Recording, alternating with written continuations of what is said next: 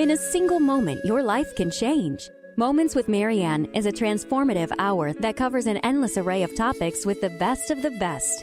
Marianne's guests are leaders in their field, ranging from inspirational authors, top industry leaders, business and spiritual entrepreneurs. Each guest is gifted and a true visionary, a recognized leader in their own work. They teach others to develop, refocus, and grow. Marianne will bring the best guest and sometimes a special surprise. Don't miss this. And remember, make every moment count.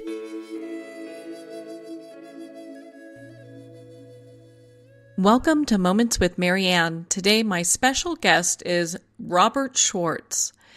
Now, Robert is a regression therapist certified by the International Between Lives Regression Network, and he offers spiritual guidance sessions, past life soul regressions, and between life soul regressions to help people heal and resolve life issues and to understand, pain in their life.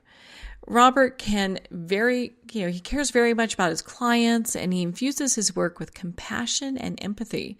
He's best known for his best-selling books, Your Soul's Plan, Discovering the Real Meaning of Your Life You Planned Before You're Born, and Your Soul's Gift, The Healing Power of Your Life You Planned Before You Were Born. So let's welcome to the show, Robert. Thank you, Marianne. It's a pleasure and an honor. Oh, I'm completely honored that you wanted to be on the show, and I've read your books, The Soul's Plan and Your Soul's Gift, and wow, talk about a game changer. Well, thank you. I appreciate that. Yeah. So, you've got so much wonderful information on the internet. People can go and listen to different interviews about you. They can go to your website, yoursoulsplan.com. And so just kind of to get us going, because I can ask you questions all day here. In May in 2003, you had this life-changing, experience that really started you on this pre-birth plan path. And did you ever, get to a point where you're like, oh my gosh, what am I getting myself into here? There have been a number of moments like that over the years, but especially early on, the time period you're talking about, I had a very different life back then. I wasn't doing any of the work that I now do. I have an MBA. I was in the corporate world for a number of years, and back in 2003, I was self-employed as a marketing and communications consultant, basically doing different forms of corporate writing.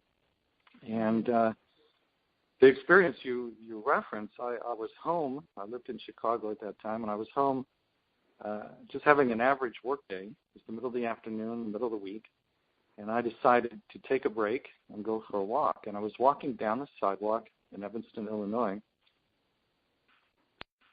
Suddenly, I was overcome with this feeling of overwhelming unconditional love for every person I saw. And when I say unconditional love in this context, Marianne, I'm not talking about the kind of love someone might feel for a parent or a child or a romantic partner. This was truly a transcendent experience. It was an experience of divine love. So I remember it so clearly because the first person I saw after this feeling came over me was a cab driver.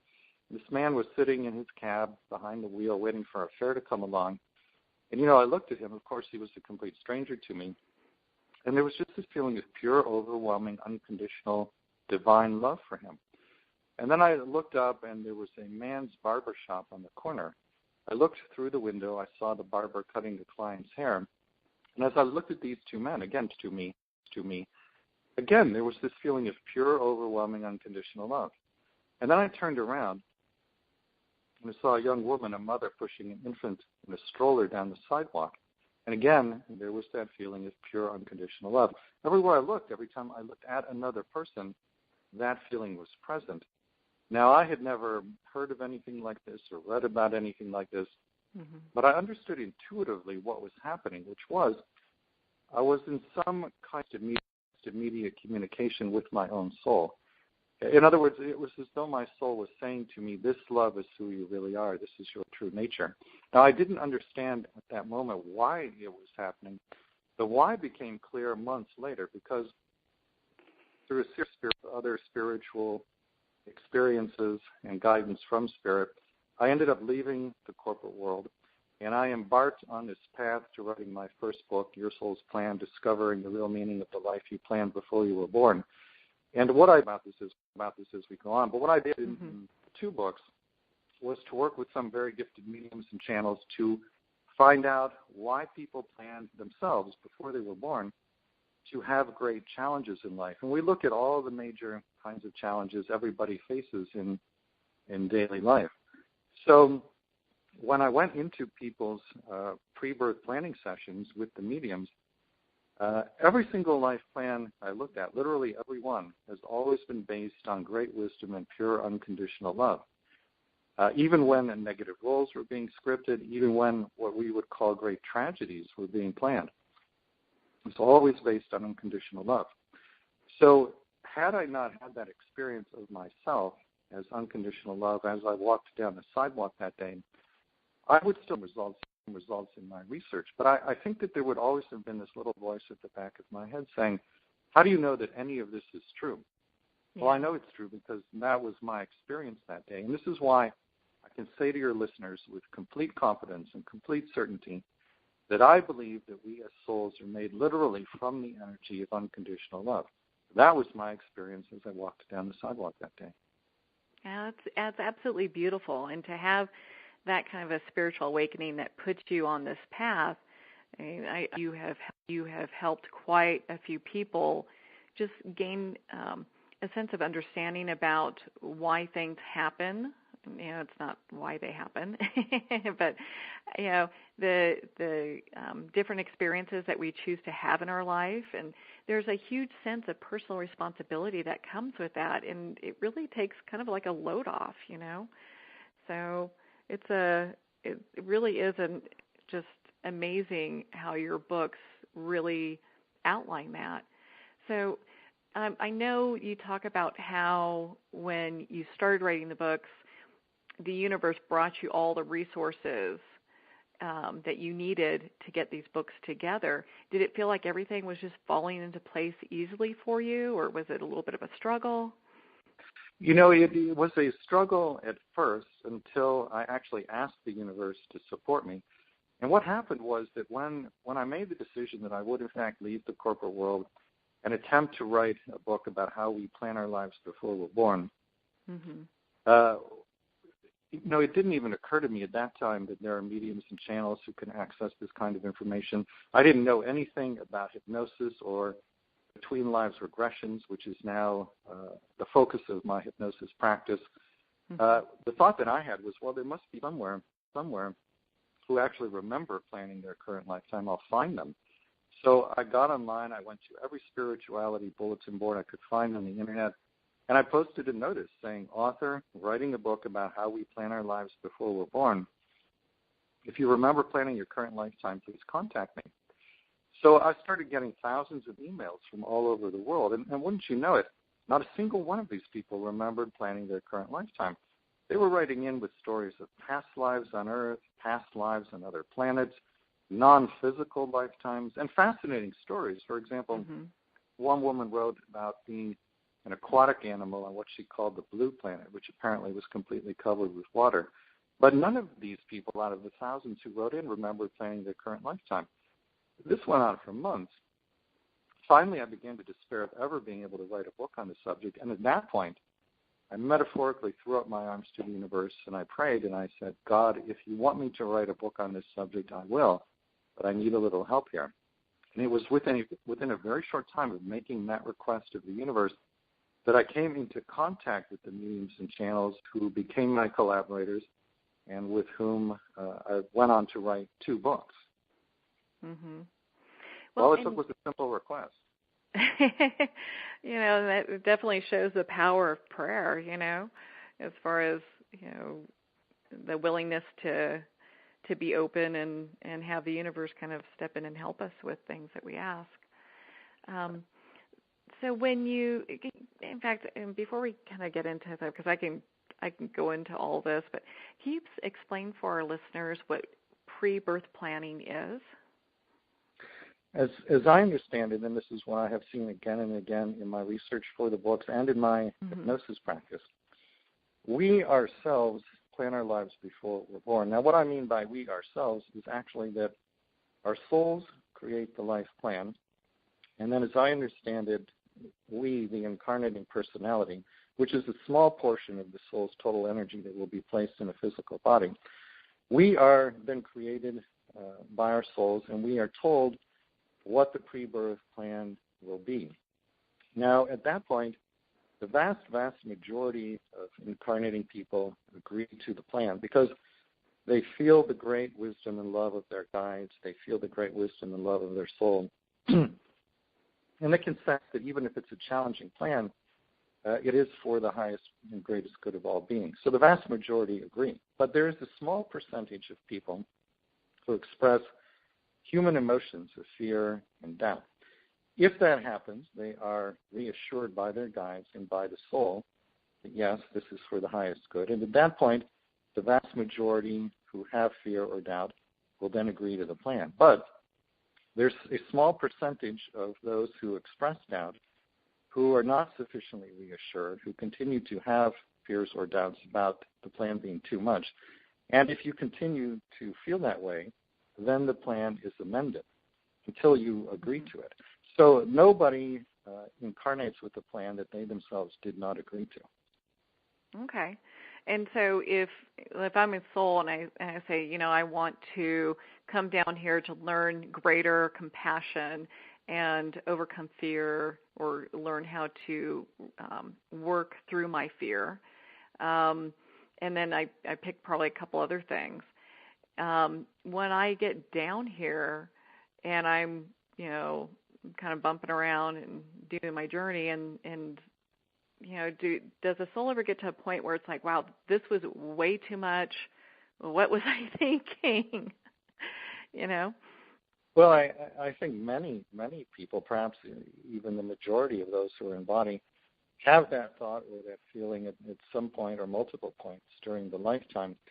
But, you know, the human perspective once we're in body is very different from the perspective we have when we're on the other side creating a lifetime. And there are a few key differences. One is that, you know, when you're in body, and particularly if you're suffering, a lifetime can seem to be very, very long. But from perspective on the other side, you're acutely aware of the fact that it's really here and gone in but an instant of time. It's like a clap of lightning. It's here and then it disappears. The second key difference, I think, between our perspective while we're in body and when we're on the other side is that, you know, from the human perspective, it seems that some people are permanently harmed by things that happen here, but that actually is not the case. And from the other side, we are aware that no one is permanently harmed by anything that happens while we're in body. And then I think there's a third key difference in perspective, which is that from the other side, you are acutely aware that all the growth and healing and wisdom and learning that come out of a lifetime become part of the soul, literally, for all eternity. So from that perspective, the non-physical perspective, that a lifetime is really very brief, no one is permanently harmed by anything that happens here, and yet the learning becomes part of the soul for all eternity. From that perspective, it actually does make a lot of sense that we would take on huge challenges. Mm-hmm. Well, and can the soul, because a lot of times, from my understanding, we will reincarnate several times to either hone in our abilities in one way or another, overcome, you know, learn different lessons.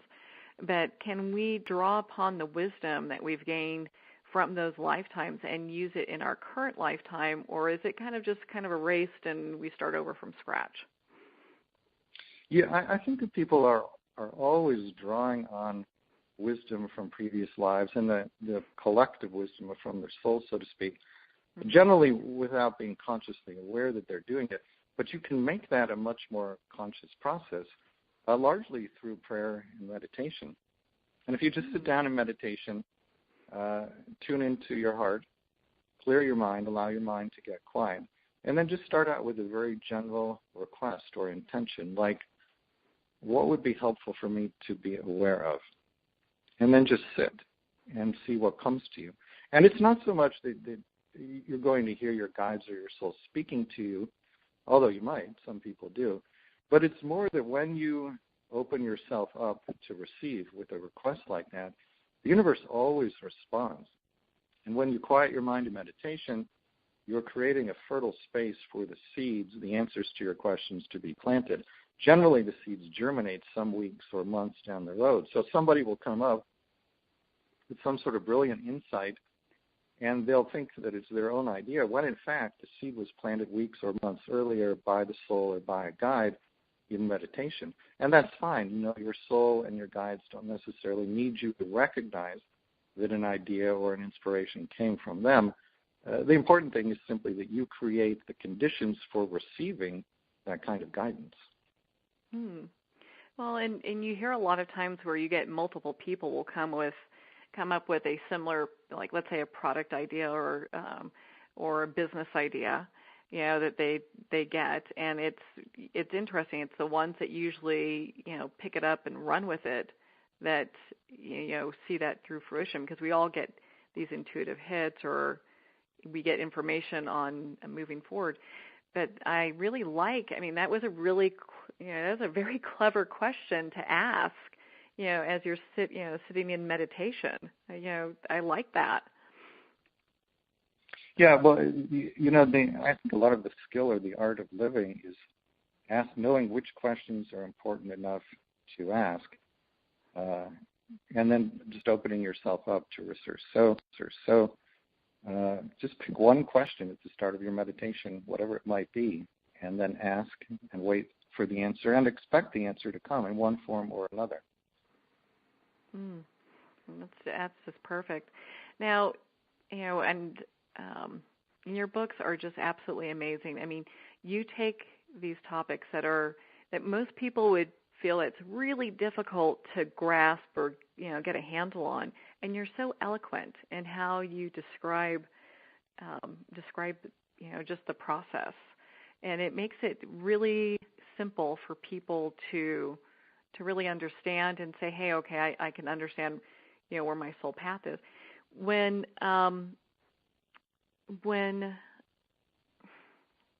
you know, how does pre-birth planning help us heal? And I know you go through that in your books, but I want to explain for our listeners a little bit. Well, let's take an example to make it concrete. In my first book, Your Soul's Plan, there is a chapter about the pre-birth planning of deafness and blindness. And the deafness story is a young African-American woman. Her name is Penelope. She was about 24 at the time I interviewed her for the book. Penelope was born completely deaf in both ears. So we worked with a medium who was able to go into the pre-birth planning sessions and hear the conversations that people had with the other souls when they were actually creating the life plan. So we did this with Penelope. And the dialogue that we heard, and I should explain that, you know, because Penelope is deaf, the session was conducted remotely by instant messenger. So she's in her home typing on IM. I'm in my home typing on IM. The medium is in her home typing on IM. So the medium goes into Penelope's pre-birth planning session, and here's the conversation that she had with her guide when the deafness was planned. And what we discovered was that in the lifetime immediately prior to this one, Penelope had the same mother she has in this lifetime. And in that past life, when she was a little girl, she heard her mother shot to death by the mother's boyfriend. Now, she didn't actually witness the murder, but she heard the gunshots that led to her mother's death. As you can imagine, she was quite traumatized by that, so much so that it actually led her to commit suicide later in that lifetime. So she returned to spirit from that past life with what you could call an energy of unhealed trauma, which now needs to be healed. So in the pre-birth planning session, her spirit guide says to her, my dear, would you prefer to be born deaf so that no similar trauma will happen to you again, and so that you can complete your healing from the last lifetime? And Penelope responds, yes, that is what I want and what I wish to do. And then what ensues is a fascinating dialogue between her and her spirit guide in which they work out the details of the deafness. So part of the plan, part of the intention is healing these unhealed energies from the past life. But it's more than that. You mentioned compassion a few minutes ago. There's a lot of talk in Penelope's pre-birth planning session about compassion and how she would like to cultivate deeper compassion and then offer it in service to others, which is a very, very common life plan. The reason she chooses to be not only deaf, but also female and African American is that combination of life experiences she feels will help her to cultivate very, very deep compassion. You know, there are certain experiences that only women have at this historical time period, and there are certain kinds of experiences that only minorities have in our current historical time period. And when you combine all of this with the deafness, it's very fertile ground for cultivating compassion. And then her life plan is to take the compassion that she cultivates as a deaf person, as a woman, and as an African American, and turn it outward in service to others, which is exactly what she ended up doing, because she became a teacher in the deaf community and now offers all of that compassion to her deaf students. So she is a shining example of why somebody... So beautiful. Oh, my gosh. So she's very much accomplished. Mm-hmm. It's a touching story, and you know, really, she's done a beautiful job of doing exactly what she set out to do here. Yeah, and it really is. I mean, that just touches and warms the heart when you see how that all comes into play, and you know the importance of you know knowing the pre-plan, you know the pre-birth plan. So with her. Now, let's say, you know, because people, they have a choice, and there's that path that they can either choose to do what Penelope did, or they can be bitter and not really stay on the path that maybe their soul intended when they came down here. When that happens, what ends up happening with the soul here? Well, that very often does happen. And the soul is willing to take the chance that will happen, because the soul knows that sooner or later everyone, and I mean literally everyone, will pull themselves out of that place of whatever it may be, anger, blame, self-blame, shame, guilt, lack of forgiveness, whatever the so-called negative emotion may be. The soul knows that sooner or later everyone will pull themselves out of that place and have an expansion of consciousness as a result of the life challenge. The question is, how much time are you going to spend in that place of negativity? Because that's a painful place to be. You don't want to spend any more time there than you have to. How much time somebody spends there is up to them. It can be days, weeks, months, years, decades, or sometimes even multiple lifetimes. So the question becomes, if you are in that lower vibrational place, how do you bring about the healing that you need and get yourself out of that place? Well, there are many, many healing modalities in the world, but in my opinion, one of the most powerful ways to get out of that place and to heal and to grow is to work with an awareness of your pre-birth plan, because what that does is, even if you have no idea why you planned a particular experience, just the understanding that you planned it pulls you out of victim consciousness. The victim consciousness is the single lowest vibratory state a human being can be at. And it tends to be self-perpetuating, because when you vibrate at the frequency of victim, you are stating energetically to the universe that you are a victim. And as you may know, the universe is always your obedient servant. So when you state to the universe that you're a victim, the universe basically says, yes, master, and brings to you more experiences that seem to confirm to you that you are, in fact, a victim. So that kind of cycle can be tough to get out of. But once you understand that you are the powerful creator who planned your life, that pulls you out of victim consciousness. It's a tremendous rise in vibration. Then if you take it a step further and do some work, as in a Between Lives Soul Regression, to find out why you planned something, then you can go about learning the underlying lessons in a much more conscious manner. And that really is what all of my hypnosis practice is about, is helping people. They talk to a group of very evolved beings called the Council of Elders, who can tell them why they plan certain challenges. And once they know what those underlying lessons are, they can learn them in a much more conscious and much less painful manner. Now, if a soul let's say they come here and you're saying that sometimes lifetimes they're kind of stuck in the mire, they're just kind of in that dark space, and it could be that cycle of victimization, or just feeling like everything is out to get them kind of thing, and they cycle through that through a couple different lifetimes. Now, is it possible that the soul will choose that, so then one of the lifetimes it could choose to kind of step out of that?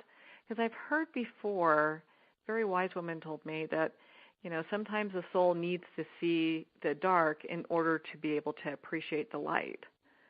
Have you seen that? Very much so. It's all about experiencing contrast. The non-physical realm that we come from, as I understand it, is very much as it's classically portrayed. It's a realm of great peace and joy and love and light. So as I mentioned earlier, and as I experienced myself in that spiritually transformative experience while I was walking down the sidewalk that day, I believe that we as souls are made from the energy of unconditional love. So if we're in this place of great love and we ourselves are made of unconditional love, this means that the soul experiences no contrast to itself, which in turn means that we as souls don't fully understand or appreciate what it means to be made from the energy of unconditional love. And so I think what we're doing here is that we come to the physical plane for the experience of what you could call the not love, which we would all agree there's a lot of, because it's through the experience of the not love that by the end of the physical lifetime, we return to spirit with a much more profound understanding of what unconditional love is, and therefore a much more profound self-knowing, a much deeper knowing of who we are as souls made from the energy of unconditional love. In the one of the Conversation with God books that Neil Donald Walsh wrote, there's a wonderful metaphor that is used. God says to Neil, explain this idea of contrast comes up in their dialogue, and he says, explain it using the analogy of the white room, which goes like this. Imagine that you are a white being in a white room. So the ceiling is white, the floor is white, all the walls around you are white. Everything in this room is white, including you. Now, if you are such a being in such a room, how do you know that you're white? Well, the answer is you don't. You don't. And in fact, you can't until you experience something that is other than white. And then once you've had that experience, you understand much more deeply what it means to be a white being in a white room. This, I think, is what we as souls are doing on the physical plane. We are love. We are in this realm where there is only love. We therefore don't understand or appreciate who we are. And so by coming here for the contrast, the not love, we come into a much more profound self-knowing. Yeah, and really we're able to see our own individual light then, and, from a soul perspective. It's not a bragging thing or anything. It's just like we get to see who it is that we really are. I think that's absolutely fabulous. Well, and it's interesting because a lot of times, from what I'm understanding from reading your books, when a soul comes here, and they could have a couple of lifetimes where maybe they weren't so nice, and then they show up another lifetime where they're making that profound difference. And sometimes we get to be the villain, and sometimes we get to be the victor. That's exactly my understanding, Marianne. And there's no judgment about any of those roles from the soul level. The soul understands that these are really just roles scripted that are being played out like actors on a stage. And there's growth and healing and expansion that comes from every role. We take turns playing these roles for each other. So something that I see in some of the pre-birth planning sessions is that souls who want to deepen in certain qualities like compassion or forgiveness will ask other souls in their soul group to play very challenging roles for them in the hope that they will respond by deepening in these virtues like compassion and forgiveness. So, if you are a soul who cares deeply about understanding forgiveness and cultivating, you can't do that by watching others be forgiving. You can't do it by reading a book about forgiveness. Those things are just pointers. The only way to really understand forgiveness and experience forgiveness is if someone does something to you that you then need to forgive. And so souls do agree to play challenging roles for each other so that they can have that very experience. That contrast that you were talking about. Right, the contrast. Yes. We're going to pause here for a quick break. We've been talking with Robert Schwartz, the author of Your Soul's Plan and Your Soul's Gift. You can visit his website at yoursoulsplan.com. We'll be right back.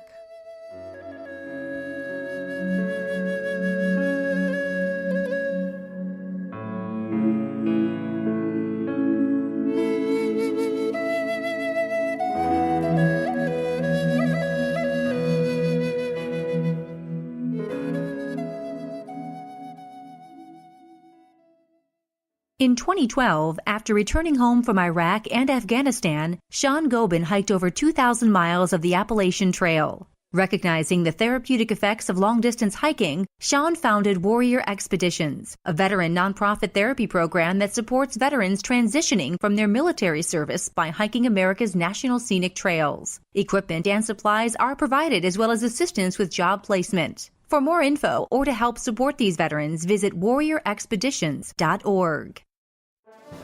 Internationally recognized and award-winning author Judy Goodman works and teaches outside the box of limited thinking. Working with people from every walk of life, her goal is to empower you to be the best you can be, no matter what the challenge is. Born with the gift of seeing beyond our normal vision, she has an extraordinary gift of working with every challenge. Teaching beyond conventional wisdom, her work is described as life-changing. Visit judygoodman.com. That's judygoodman.com.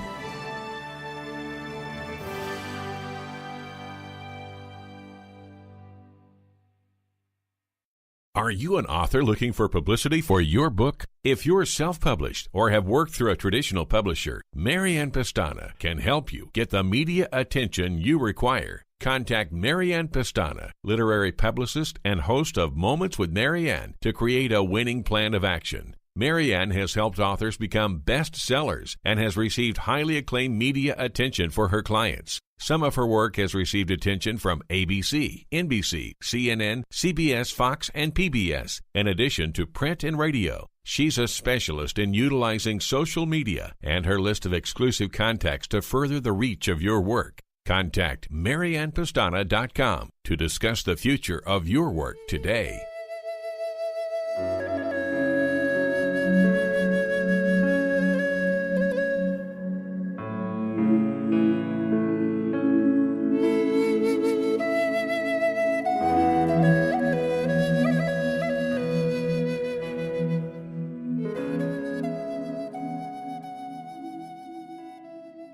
Welcome back to Moments with Marianne. We are here with Robert Schwartz, and we've been discussing Your Soul's Plan. The Pence chapter is in my second book, Your Soul's Gift, The Healing Power of the Life You Planned Before You Were Born. And it's a very poignant story of a woman named Marcia who plans for reasons of her own to be a dwarf in this lifetime. She's actually 4 feet 8 inches tall. Mm-hmm. So having put this plan in place, she is made aware by her guides that, this is going to be very challenging. Other people are going to be unkind to you, particularly children at school in your younger years. They're going to tease you. They're going to ostracize you. What do you want to put in the plan to bolster yourself so that you can have the experience you want to have without it being too much? And so what she does is she has a number of pets, future pets, who come into her pre-birth planning session. There are dogs, horses. There's even a rooster named Crooked Beak. All these animals come in, and they pledge their unconditional love to her, and they talk about, in very touching ways, how they're going to support her throughout her life, and particularly in childhood, as she has the experience of being so much shorter than everyone else. And when others reject her or tease her or torment her, these pets agree that they will be there to love her unconditionally. And so all of this support is put into place before she or any of the pets ever even come into body. That's great. And that way there's that added support so the soul just says, forget it, I'm out of here. This is way too hard. Yeah, souls are very much aware of the degree of difficulty that they're taking on, and they put into place supports and other conditions and circumstances that will bolster them as they go through these challenges that they set up for themselves. Well, and that's really encouraging, because I know as people go through their path, sometimes we hit these obstacles, and it's like, gosh, I can't believe I would have chosen this for myself, is what I hear a lot of people say. But I think it's also allows us to look at it at a different perspective. Instead of using that kind of terminology, it's more like, what is my soul here to get out of this experience or this challenge? Well, that's exactly right. If you look at it from purely human terms, a lot of the things that are planned, it would seem to be incomprehensible. But if you understand it from the soul perspective, and that's the whole point of my books and hypnosis practice, to look at it from the soul perspective and ask the question, what are we as eternal souls getting out of these very difficult experiences? And so, in the books, we look at things, every imaginable life challenge, abusive relationships, financial challenges, alcoholism, drug addiction, accidents, the death of a loved one, adoption, abortion, miscarriage, mental illness. And for each of those kinds of challenges, we go into people's pre-birth planning sessions. We hear them talking about why they want to have these difficult experiences. When you hear those sorts of discussions, it really does make sense that souls would want to have these great challenges. Well, and why don't you explain to our listeners, why would someone choose to, be born into poverty or have a mental illness? Why would someone choose that? Why would a soul choose that? There are many, many different reasons. The person in your soul's gift who chose to be born into poverty, a lot of the motivation was simply the fact that many of the other souls in his soul group who he wanted to share a lifetime with had already formulated a life plan that was going to call for them to incarnate in a poor section of Nicaragua. And so if he wanted to share this particular lifetime with them, he was going to have to go there and be in these circumstances of poverty. But his attitude is basically, I love all these other souls so much, and they love me so much. And we want to have this experience of being in body and giving and receiving love with each other. If they're already going there, then I'll go and I'll work with this poverty to foster my own spiritual evolution. Now, the mental illness story in your soul's gift is a very different kind of story. In this case, it's the story of a woman who, from early on in childhood, she would have a form of psychosis in which she, at night while she was sleeping, she would have a nightmare. But when she woke up in the morning and was fully awake, whatever monster or sort of being she had the nightmare about, it would seem to her that it was actually there in the room with her. And so she was experiencing extreme terror and suffering, and it actually went on for decades into her 40s. And what we discovered when we talked with Spirit about this was that she was processing unhealed energies on behalf of parallel selves in parallel dimensions and helping them to heal through taking on this great challenge in her own life. And then she talks about how she managed to heal the mental illness. She worked with a particular body-centered form of therapy known as focusing, where you get the body involved, you get the body moving, and the body has its own innate wisdom. When you get it involved in the therapeutic process and allow it to move freely, as she did in focusing, it expels these energies that are still in need of healing. They move through the body and then are reabsorbed into the universe. And so over a period of years, as she worked with this modality and a similar one that was developed in France, she was able to heal a very severe form of mental illness that dozens of doctors, which she'd consulted with over the years, were unable to do anything for. So a very, very profound kind of healing came out of her understanding of what was going on. Well, and a lot of times I think there's that spiritual component, and doctors aren't trained to look at that. So, having someone like you to go to where they can, look at what their, pre-birth planning, their soul plan was for being here, I think really helps with that as well. And, it gives them at least, I'm sure you probably see people that come in and they probably have an issue or something that's going on, and through your work with them, maybe that is greatly understood or diminished in some way, that it's not an issue, Well, there's a process, the clinical term for which is abreaction, and it's just a fancy clinical term for a phenomenon that is well known to hypnotherapists, in which if there is a past life origin of a current life issue, when you go back into the past life and re-experience the origin of the current life issue, there's sometimes a partial or even complete healing of the issue in the current lifetime. Nobody knows how abreaction works. We simply know that it does work. So if someone does a past life regression with me, or even in a Between Lives regression, we go briefly into a past life. If there's a particular current life issue they want to work on and it has a past life origin, just the experience of it in the past life can bring about healing. Now, in a past life regression, we end shortly after the end of the past life, but in a Between Lives regression, the client actually keeps going, and so part of their consciousness leaves the body in the past life, returns to the other side, to the non-physical realm. At that point, a lot of different things can happen, but about 80% of my clients are greeted by one of their spirit guides. They'll talk with the guide briefly about why they were shown the particular past life they saw and how it affected the plan for the current lifetime. And then at that point, again, a lot of different things can happen. But most people are escorted by the guide to the Council of Elders, who I referred to earlier. The Council consists of the very wise and loving beings who oversee reincarnation on Earth.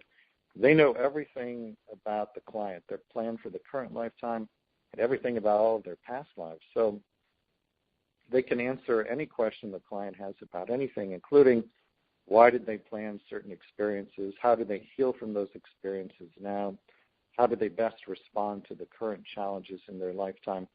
If people are interested in reading more about this, the website is yoursoulsplan.com, and if you go into the store, click on Spiritual Guidance and click on Between Lives Soul Regression, there are client descriptions of their sessions and their conversation with the council that I think people might find very enlightening.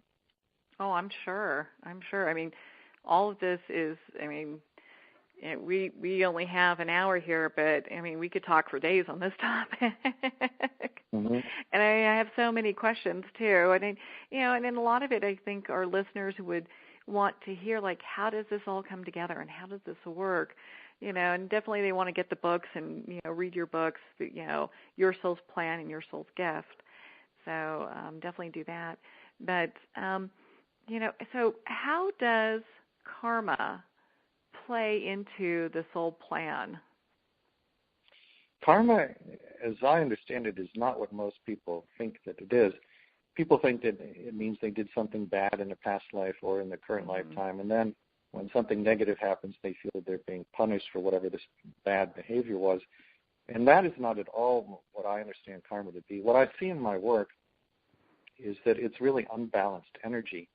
And it's the person, him or herself, who decides if the energy is unbalanced. In other words, when your lifetime is over, you have a life review. And you see if you feel incomplete with any of the experiences. So the karma is really an unresolved emotional attachment or a sense of incompletion. I'll give you a simple example. Mm-hmm. Let's say that there are two people who had a past life in which one was ill and the other was that person's caregiver. When those two people leave that lifetime and transition back to the non-physical realm, they will have their life review, as we all do. And they may or may not have a sense of incompletion about that caregiver relationship. Now, if they don't have a sense of incompletion about it, then there's no karma. They're done with that experience. They'll go on to do something else. But if they do feel a sense of incompletion about it, then most likely they will want to come back into body and have an experience that balances it. It gives them a sense of completion. Well, how would they do that? the easiest, simplest, and most direct way is just to trade places. So the one who was ill plans the life challenge of caregiving. The one who was the caregiver plans the life challenge of illness.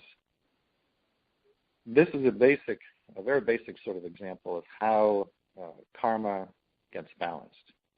Well, that makes sense. You know, you can really understand, okay, the changing of roles of how that would make sense and balancing that out and how karma plays a role in soul planning. Now, how about forgiveness? How does forgiveness play a part? It's very much what we were just talking about in terms of unresolved emotional attachment. So if you think about it, if you have not forgiven someone for something, that's a very powerful unresolved emotional attachment. And so at the end of a lifetime, when you have the life review, if you haven't forgiven someone or they haven't forgiven you, very often there's a desire to come back into body and have experiences that will provide another opportunity for forgiveness. Now, sometimes people hear this and it makes them fearful and they think, oh no, I've got to forgive everyone for everything or I'm going to have karma and have to do things like this again. And I don't want people to respond to what I've said in that way because that's actually counterproductive to forgiving another person.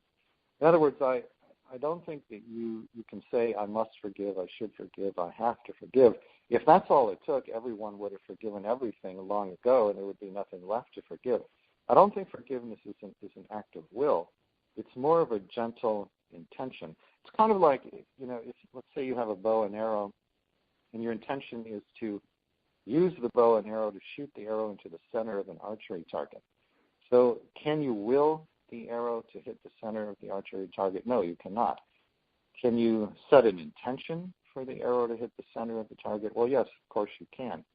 So you set your intention, you pull back on the bow, you shoot that arrow towards the center of the target, and that's all you can do really is have this intention and then see where the arrow goes. Now, I think after setting the intention, you can actually direct the path the arrow takes through prayer. And I think that's the second step in forgiveness. The first step is set an intention to forgive. The second step is to pray and ask for, basically for divine light to enter your body, to enter your consciousness, and assist you with forgiveness. I don't understand it. I'm not sure anybody does exactly how God or the universe or divine light helps one forgive. Can't give you a scientific explanation.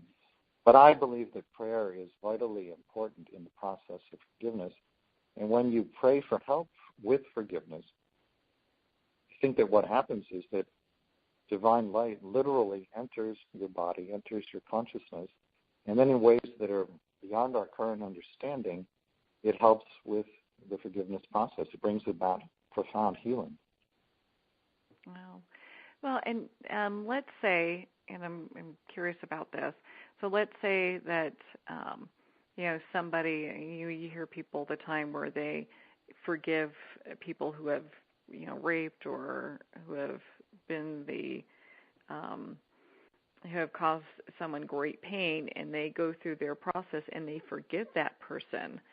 And let's say the perpetrator of these acts does not.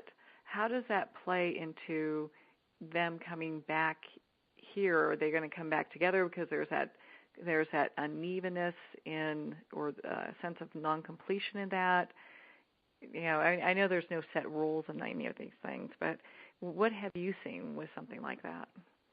My understanding is that you can release all of your karma on your own, completely independent of what anybody else does. So let's say that somebody listening to this interview was abused by another person, and through whatever forgiveness modality or process they use, they do arrive at a place of complete forgiveness. They're done with that experience. There's nothing left that they have to do. Now, it is possible that when they're back on the other side, the abusive person might come to them and say, I feel that I am incomplete with this experience. I had hoped, and I'm just making a hypothetical example here, I knew that there was the potential for me to be abusive to you in the past life, but my hope when I planned that life was that I would heal and make amends to you, and I was not able to do that in our past life together. Would you come back into body with me, plan another life with me, and give me another opportunity to do the healing that I was not able to finish in the last lifetime? The response to that could be yes, I will be of service to you that way, or it might be no, I feel complete with this experience, I've forgiven you, and I want to go on and do something different now. The souls respond in both ways, and again, there's no judgment, there's no right or wrong. It's simply a question of what kind of experience do you want to have next. That's fascinating. That's really fascinating, and I'm sure you've seen thousands of plans and have walked a lot of people through this process. You've probably seen it all, huh? Well, certain themes recur, though. I mean, forgiveness is a big one. Balancing and releasing karma. The form that the lessons take is often very different. But when you look at what the underlying lessons are, there are a number of commonalities, threads that run through very different sorts of experiences. And then that's what the books and the Between Lives Regressions are intended to make people aware of, is what is the underlying spiritual meaning and purpose of what's going on here. Well, and I know that, you work with people to discover which of their divine virtues, and there are 30 of them that are developed, that you've developed, and that was done after your second book. How can someone determine what those might be? Is it to make an appointment with you so they can do a past life soul regression and then figure out what their virtues are and then be able to move from there? There's a 1 hour session I offer. It's not hypnosis, it's conversation, called a spiritual guidance session, in which we do what I refer to as the divine virtues exercise. And it's a process that can usually be done in 1 hour. And by the time we're done, most people will have greater insight into which virtues they're working on in this current lifetime. It's usually 2 or 3. Occasionally, there's a client who's working on 4 or 5 of the virtues. Somebody who's working on that many, their lifetime is filled with trauma, and they know immediately that they're working on 4 or 5. If somebody's not sure if they're working on 4 or 5, I tell them you're not. You're working on 2 or 3. But it is a list of about 30 or so virtues that these are qualities that are important to the soul. The soul wants to both cultivate and express them on the physical plane. It's not sufficient from the soul perspective just to cultivate a virtue. Having done so, the soul wants to turn it outward in service to others and express it through service. And so when we go through this exercise, it allows people to tease out the usually 2 or 3 that they're working on. And that's very important information to have. And you work with it in 2 ways, retroactively and proactively. Retroactively, it lets people review the course of their life and see, perhaps for the first time, the deeper spiritual meaning and purpose of their greatest challenges. But proactively, once somebody knows which virtues they're working on, then as the new challenges arise, they can remind themselves, oh yes, I am in this incarnation to cultivate and express this virtue, and this virtue. Knowing that, how do I work with this new challenge in order to do that? And so it has the effect of immediately assigning deeper meaning to new challenges that might otherwise appear not to have any meaning. And again, it's very powerful at keeping people out of victim consciousness. Well, and that's such a big thing, because once you have that information and have that knowledge, it's then you're up to a different level of really responsibility. You can say, oh, these things are happening, not to me, but these things are happening and these are challenges. And you could shift perspectives, like we were talking about earlier. You could shift perspectives and look at it going, okay, what am I supposed to learn here? How can I meet this challenge with either more compassion or more love or more understanding? Yeah, and I think responsibility is the right word to use, because sometimes people hear this pre-birth planning perspective and they'll say, well, then you're telling me I'm to blame for the bad things that have happened in my life. And that's not at all what I'm saying, because there's a key difference, there's a key distinction between responsibility and blame. From a spiritual perspective, nobody is actually to blame for anything because there's no judgment. But you're still responsible for what happens and how you work with it. You're responsible for your healing. You're responsible for balancing and releasing your karma. So it's not a question of blame. Blame is not part of the picture, but it is very much a question of responsibility. Yeah, and I, for me, that just feels right. You know, you can sit in that. It kind of just brings you more into, I don't really want to say stepping into your power, but, you know, just stepping into who it is that you are, you know, as a soul, saying, hey, I can do all this. This is a piece of cake, you know, unless you signed up for 5 things. You know? Right. That's right. Well, you know, and how, and this is probably our last question, and then we'll go into some of the wonderful things that you do here. We've been talking a little bit about it, but how could we cultivate more love in this lifetime? I think by just having the soul level perspective of what's going on, that, you know, when something quote unquote bad happens to you, it's not random, it's not arbitrary, it's not meaningless.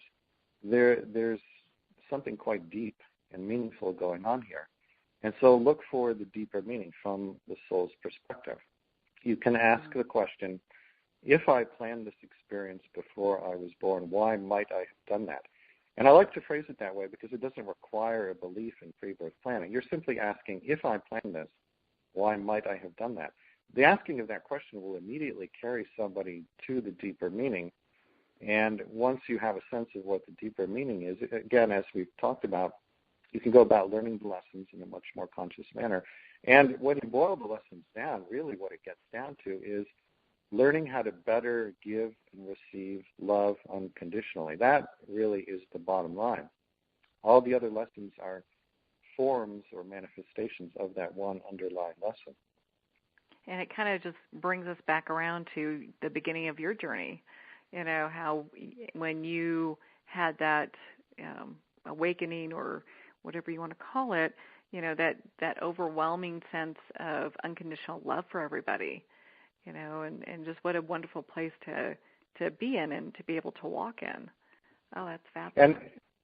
And this is often the way that people will describe a Between Lives regression and talking with the counsel, and they'll talk about the counsel's great unconditional love for them and complete non-judgment, and they'll say, you know, I've never felt that kind of love and non-judgment from other people, but they can feel it from the counsel, and that's very much what we ourselves are like when we're back on the other side, when we're home.